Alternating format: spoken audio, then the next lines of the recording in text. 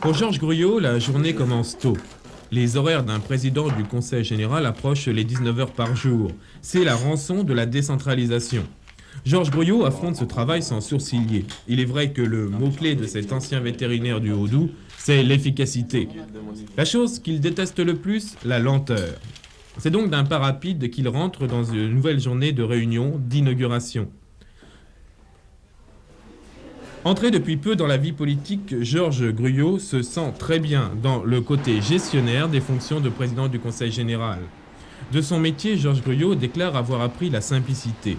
Il ne s'embarrasse pas de détails. Pour lui, seul le but politique qu'il s'est assigné compte. Ennemi de tous les excès, il est cependant très direct dans ses relations avec les hommes, une franchise qu'il regrette quelquefois. En effet, la politique en Franche-Comté se fait autant avec les hommes qu'avec les idées, sinon plus.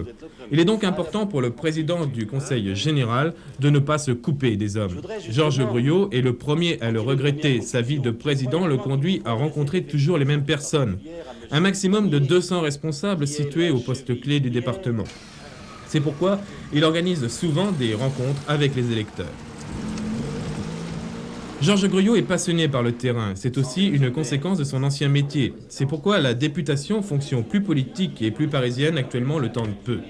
Cependant, l'avenir et le goût des responsabilités aidant, il est possible que le rôle du président du Conseil général devienne bien étroit pour Georges Gruyot.